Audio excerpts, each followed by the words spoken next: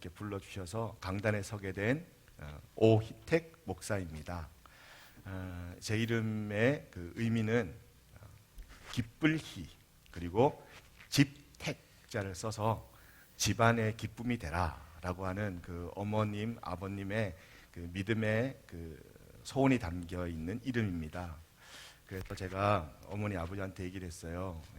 왜 하필이면 나라를 기쁘게 하는 희국도 있고 세계를 기쁘게 하는 희세도 있는데 쪼잔하게 희택이 뭐냐, 희택이 좀 이렇게 큰 좀 원대한 꿈을 담아서 이름을 짓지, 희택이 뭐냐고. 제가 이제 우리가 좀 이제 컸을 때 그렇게 아버지 어머니한테 얘기를 한 적이 있어요. 그랬더니 아버지가 그러더라고요. 하나님이 우리에게 주신 가장 큰 선물이 가정인데, 가정이 기쁘지 않으면 교회도 나라도 기쁘지 않다는 거예요. 그래서 그 말을 듣고 그 다음부터는 제 이름에 대한 어떤 자부심, 긍지가 더 세졌습니다. 이름이 좋구나. 그래서 저의 가정이 기쁠까요? 맨날 싸울까요? 여러분들의 그 바램과 여러분들의 소원과 여러분들의 간절한 그 기도 덕분에 저희 집이 이렇게 매일 싸워요. 여러분들 예측대로 싸워요. 하지만 하나님의 은혜가 있어서 싸움으로 끝나는 것이 아니라 다시 화해하고 또 서로 자신의 잘못을 시인하고 10번 싸울 거 우리 5번으로 줄이자. 그리고 5번 싸울 거 3번으로 줄이자. 그래서 점점 줄여가고 있습니다. 저희 가정에서는 존댓말을 써요. 왜냐하면 존댓말을 쓰니까 화가 나도 싸우면 안 돼요. 왜냐하면 이게 사람이 이제 화가 나가지고 말을 하게 되면 마구 말을 하게 되잖아요. 마구 말을 하는데 존댓말을 쓰니까 기분이 나빠서 화가 나서 막말을 하려고 해도 이게 끝에 존칭어를 쓰니까 싸우면 안 되는 거예요. 당신이 지금 그렇게 말하는 게 나를 화가 나게 하잖아요 하니까 그때부터 상대방도 이제 컴다운이 되는 거예요. 존칭을 써주니까. 그래서 저희들이 이렇게 존칭을 쓰면서부터 훨씬 더 다툼이 줄었어요. 그리고 시간이 지나니까 이제 그러려니 해요. 웬만한 거는 그냥 넘어갑니다. 역시 이름이 굉장히 중요한 것 같아요. 제가 사역하고 있는 곳은 필리핀, 지금 목사님이 또 이렇게 친절하게도 영상을 만들어 주셨는데, 우리 김만천 목사님은 선배 그리고 동기, 후배들에게 늘 선한 그런 영향력을 주는 목사님 중에 한 분이세요. 그래서 저도 많은 도전을 받는데, 제가 사실 이런 영상을 잘 못 만들고 만드는 거를 이제 앞장서서 하지 않으니까 목사님이 어제 저한테 카톡으로 연락을 주셨어요. 제발 사진 몇 장이라도 달라고. 그래서 제가 고민하다가 한 1시간 반 정도 고민했어요. 그래 1시간 반 정도 고민하고 추려서 목사님께 사진을 드렸더니 이렇게 또 멋진 작품을 만들어 주셨는데, 저도 보면서 은혜 받았어요. 제 사역이 이렇구나 하는 걸 이렇게 도전을 받았습니다. 그래서 우리 김만천 목사님 이렇게 불러주셔서 서게 됐는데, 영상으로 본 것처럼 저는 필리핀 섬 중에, 이제 필리핀은 섬이 7,200개가 돼요. 여러분 도대체 몇 개를 말씀드려야 놀라는 거예요. 720개가 아니라 7,200개라고요. 7,200개. 7,200개의 섬이 있는데 그 중에 이제 한 곳인데, 맨 위에 필리핀 수도인 그 마닐라가 있는 섬은 루손 섬이에요. 그리고 맨 끝에 전쟁으로, 내전으로 늘 우리에게 익숙한 섬이 있어요. 민다나오 섬. 그 가운데 파나이 섬이라고 있어요. 가장 가운데 있는. 그래서 파나이 섬인데, 파나이 섬은 우리의 한국으로 말하자면 충청 남북도 합친 만큼의 크기예요. 그리고 인구는 약 150만 정도. 적지 않은 섬이죠. 150만 정도 되니까 보통 대전이 대전 직할시인가요?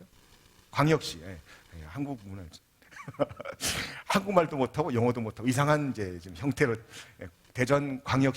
대전광역시가 얼마 전 보니까 한 120, 30만 정도 되더라고요.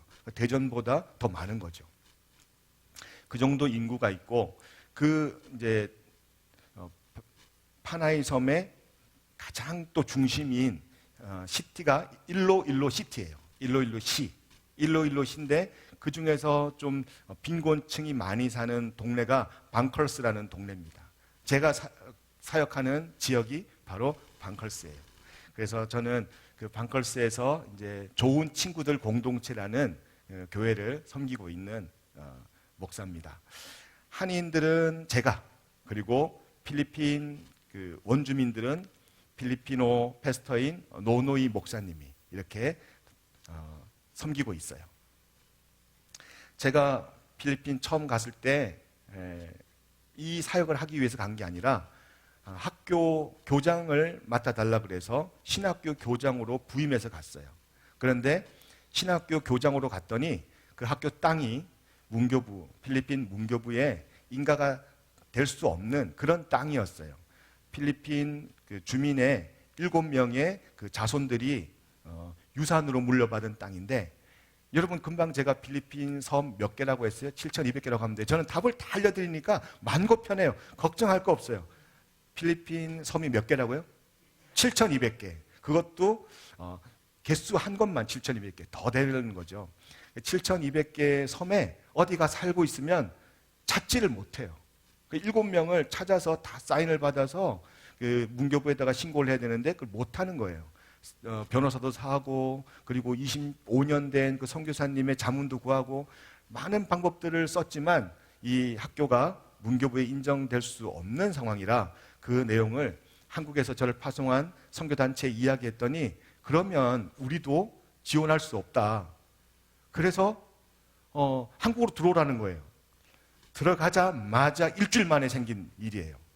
여러분 너무 일이라고 그렇게 무덤덤하게 생각하지 마시고 필리핀 땅 밟고 일주일 만에 이런 청청병력 같은 소리를 들었다고요.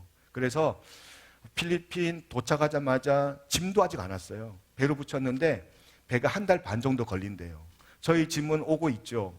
또 한국에서는 다시 지원 못하니까 한국으로 들어오라고 그러죠. 학교는 문교부에 등록이 안 되죠. 아무것도 할 수 없는 상황이었어요. 누구 말 맞다나 국제 미아가 된 거죠. 저희 세 식구 다 같이 갔는데 정말 막막하더라고요. 그때 하늘밖에 없었어요. 하늘밖에. 여러분들도 살면서 어려운 일이 많잖아요. 저도 어려운 일이 좀 있었다고 생각이 됐는데 돌아보면 그때만큼 어려운 일이 있었을까 생각이 들어요. 정말 까만 밤을 하얗게 지새운 적이 하루 이틀이 아니었어요. 그러던 중에 제가 자문을 구하고 했던 그 25년 된 선교사님이 그런 말 하는 거예요. 필리핀 친구들, 어린아이들이 제대로 성장을 하지 못하는 이유가, 그리고 또 공부를 제대로 못하는 이유가, 그래서 가난이 대물림 되는 이유가 제때 못 먹어서, 몸은 말할 것도 없고 뇌가 성장이 안 된다는 거예요. 그러니까 뇌 크기가 작다는 거예요. 영양분이 공급이 안 되니까. 그 말을 듣는데 제 아들이 그때 어렸거든요. 아이 키우는 아빠로서, 목사가 아니라 아빠로서 마음이 짠한 거예요. 우리 아이는 그래도 하나님의 은혜로 한국에서 태어나서 한국 사람의 그런 이제 가정에서 자라는데, 얘네들은 누가 그렇게 한 것도 아니잖아요. 자기의 의지로 태어난 게 아니잖아요. 그러다 보니까 마음에 그런 자꾸만 무거운 짐이 생기더라고요. 아내한테 이야기했어요. 내 마음이 이래요. 어떻게 하면 좋을까요? 그랬더니 2번 생각지도 아니하고 우리 같이 우리가 먹을 수 있는 그 식단을 조절해서라도 한 끼라도 나눕시다. 그래서 시작된 게 밥상 나눔이에요. 그냥 하려고 했던 게 아니에요. 이걸 구체적으로 한국에서 계획하고 뭘 하려고 했던 게 아니에요. 그냥 주변에 눈에 보이는 거죠. 마음에 무거운 짐이 되는 거예요. 그래서 아이들 1명, 2명을 불러들이기 시작했어요. 근데 이 아이들은 눈치도 없이 계속 손에 두 손이라고 해서 두 손을 하나님 주셨다고 해서 한 손에 한 손씩 자꾸 아이를 데리고 오는 거예요.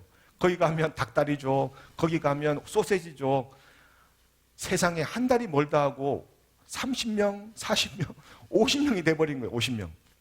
여러분 도대체 몇 명을 제가 먹여야지 놀라겠어요. 우리 가정이 50명 감당하기 어려웠어요. 그렇다고 오지 말라고 할 수도 없고. 그래서 시작된 게 밥상 나눔인데 아이들한테 이제 부탁을 했어요. 이제 새끼를 다 못 주겠다. 점점 아이들이 많아지니까 2끼로, 1끼로 오지 말라고 할 수는 없으니까. 그래서 1끼로 줄여서 매일 1끼씩 밥상 나눔을 했었습니다. 그런데 이 밥상 나눔을 하다 보니까 아이들이 보통 이제 저녁 때 많이 먹여서 푹 재우려고 저녁 때 한 4시쯤에 모여요. 근데 이 애들이 얼마나 부지런하냐면 1시, 2시부터 오는 거예요. 1시, 2시 할 일이 없으니까.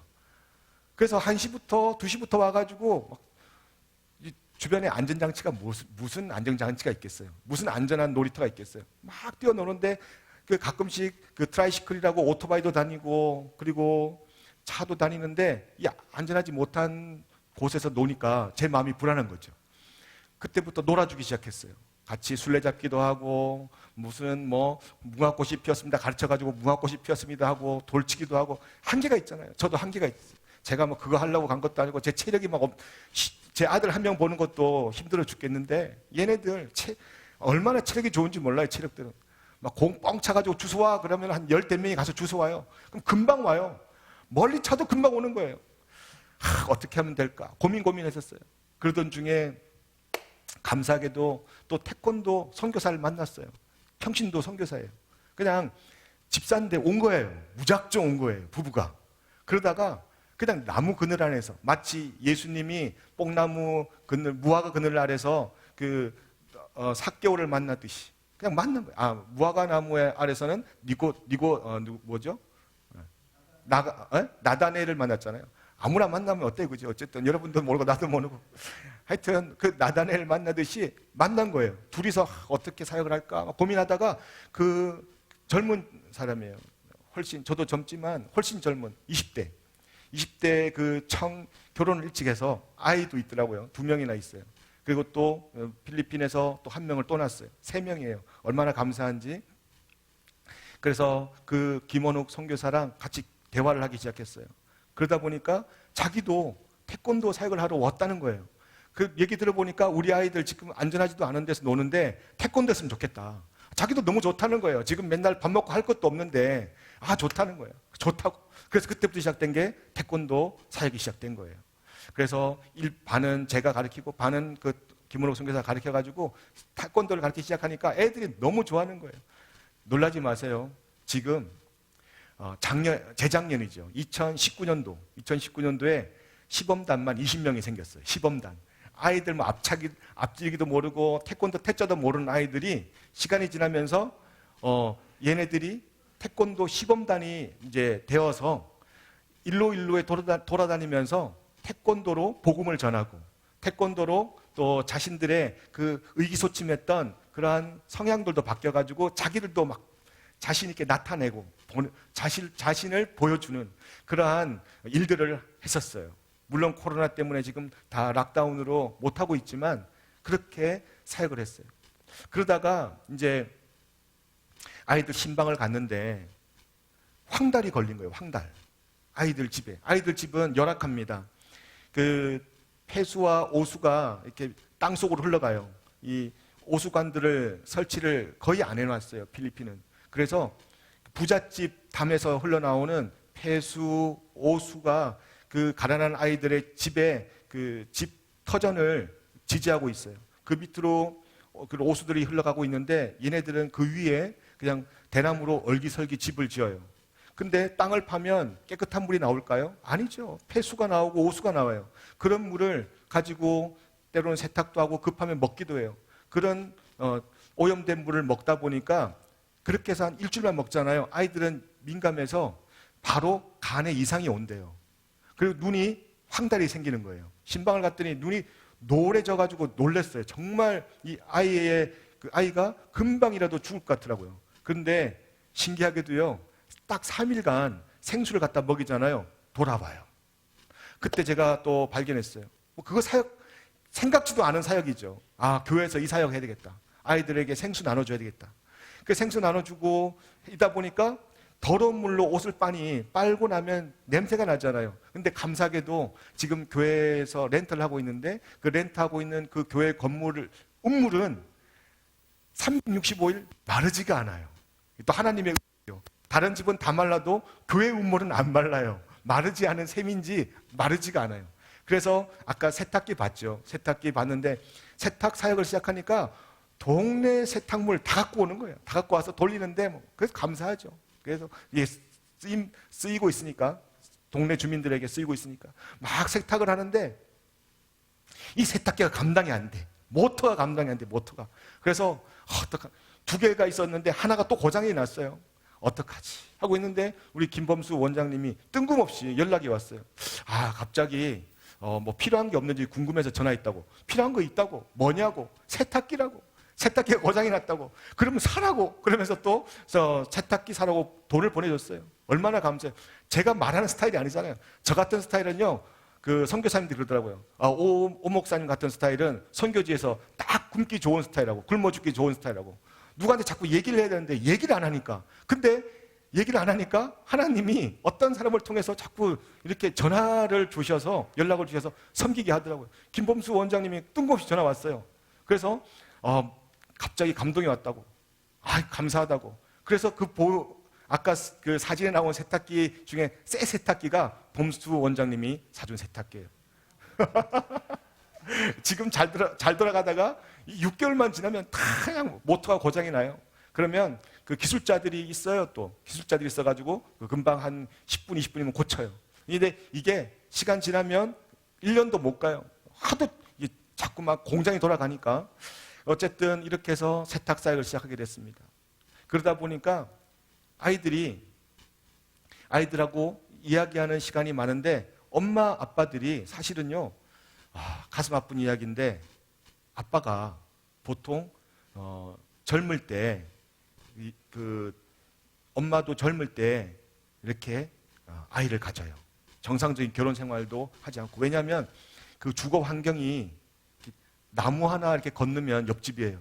그러다 보니까 이게 어떤 그런 개인적인 어떤 프라이빗한 생활들이 지켜지지가 않아요. 그러다 보니까 원치 않은 필리핀은 중절 수술을 못 해요. 그 아이 중절이 안 돼요. 법적으로. 그래서 무조건 낳아야 돼요. 낳다 보니까 엄마가 아이를 탁 놓으니 아빠가 책임을 져야 되잖아요. 그 아빠가 뭐 17, 18 도망을 가버리는 거예요. 그런 아이들이 꽤 많아요. 그러다 보니까 엄마도 돈을 벌어야 되잖아요. 그래서 어디 가서 장사하든지 구멍가게 하든지 그러다 보면 아이들 케어를 제대로 못 해줘요. 학교를 가든지 뭐 누구랑 싸우는지 뭔 일이 있는지 전혀 케어가 안 돼요. 그러다가 이제 아이들 학교 안 가는 게 이제 제 눈에 보이는 거예요. 공부 안 하면 너희들 가난이 대물림돼. 공부 안 하면 안 돼. 우리 한국도 옛날에 잘 살아보세요라는 그런 슬로건으로 막 사람들이 열심히 우리 가난을 이기려고 노력할 때 했던 게 한 가지, 가장 많이 주력했던 게 한 가지가 있어요. 그게 뭐예요? 공부잖아요, 공부. 그래서 서울에서 아니면은 배운 오빠들, 누나들, 형들이 시골에 가서 아이들 매번 정기적으로 가서 야학을 했어요. 공부를 가르쳤단 말이에요. 그래서 저도 그런 혜택을 받은 사람 중에 한 명이라 공부를 가르쳤어요. 야학을. 야, 공부해야 돼. 공부해야 돼. 그래서 시작된 게 야학이에요. 저는 한국에서 파송받을 때 받은 단체와 가자마자 연락이 두절됐지만 딱 일주일 만에 무슨 밥상 사역을 할 계획을 한 것도 아니고, 그리고 태권도 사역을 하려고 한 것도 아니고, 그리고 무슨 세탁 사역이나 생수 사역을 하려고 한 것도 아니에요. 그리고 야학 꿈에도 없었어요. 그런 생각 1도 없었어요. 근데 가서 보니까 하나님이 그렇게 인도하심을 느끼고 그렇게 하나님이 사역을 이끌어 저를 통해서 해나가시는 것을 경험했습니다. 그래서 생긴 사역들이 밥상 사역, 그리고 세탁 사역, 생수 사역, 태권도 사역, 그리고 야학 이렇게 하다 보니까 교회가, 저는 이제 교회란 말 잘 안 써요. 뭐 잘 안 쓴다는 게 교회를 안 하는 게 아니라 그냥 공동체란 말을 잘 씁니다. 커뮤니티, 커뮤니케이션. 이 커뮤니티라는 말을 잘 쓰는데 교회가 그런 커뮤니티 공간이 된 거예요. 그냥 아이들이 밥 먹는 집, 그냥 밥상 나누는 집, 그냥 가정에서 밥 먹는 집이 됐고, 그리고 심심하면 와서 노는 놀이터가 됐어요. 태권도 하면서 노는 거예요. 그리고 교회가 아이들이 심심하면 또 부족하면 와가지고 세탁도 하고 물도 먹는 그런 공간이 되었어요. 쉼터가 되었어요. 그리고 교회가 아이들이 공부하는 학교가 되었어요.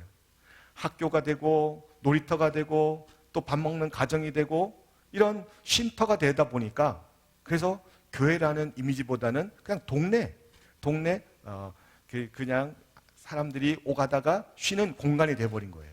전 참 그게 제 사역하는 데 있어서 가장 많은 도전이 됐고 가장 많은 하나님의 은혜가 되었어요. 교회라고 해서, 그러니까 물 사역을 처음에 이제 하려고 했던 것도 아니라 주변에 물이 좋지 않으니까 교회 울타리를 이제 쳐놓고 이제 도둑들이 있어요. 그 도둑이라기보다는 물건을 옮기는 분들이 있어요. 밤에 물건을 들어서 위치 이동을 해서 자기 집 쪽으로 이렇게 옮기는 분들이 있었어요. 그런 분들이 이제 자꾸만 위치 이동을 하기 위해서, 물건들을 위치 이동하기 위해서 담을 타놓고 오니까 이제 어쩔 수 없이 교회의 그 문을 시근 장치를 할 수밖에 없었어요. 그런데 밤마다 이렇게 담을 타놓고 와서 물을 가져간다는 거예요. 물을. 그러니까 교회 우물은 안 마르니까 막 물을 생수통에다가 또 바가지뿐 아니라 이런 다라에다가 물을 떠가는 거예요. 그 얘기를 이제 그 필리핀 패스터 노노이 목사님이 얘기를 해주는 거예요. 그렇게 듣고 있는데, 이건 교회 집사님들하고 상의해야 되겠다. 안전 문제니까 혹시 담 타넘다가 다치면 어떡해요? 아이들이나 어른이나. 그랬더니 교회 집사님들이 이거는 교회 안전을 위해서 더 담을 높여야 됩니다. 시건 장치를 더 두텁게 해야 됩니다. 이렇게 얘기할 줄 알았더니 집사님들이요, 아예 대문을 확 열어버립니다. 이거 왜 한 거예요? 확 열어버립시다. 이거 확 열어버릴까요? 확 열어버립시다. 얼마나 고마운지 몰라요. 그래서 낮에는 문을 안 잠그고요, 대문을 활짝 열어버렸어요. 그래서 누구든지 와서 그 물을 퍼가라고. 그래서 시작된 게 생수사역, 세탁사역이에요. 저는 우리 좋은 친구들이 정말 동네에 좋은 친구들, 이름처럼 좋은 친구들이 되었으면 좋겠는데 그렇게 조금씩 되어가는 것 같아서 얼마나 감사한지 몰라요. 저의 사역을 이렇게 소개해드렸습니다.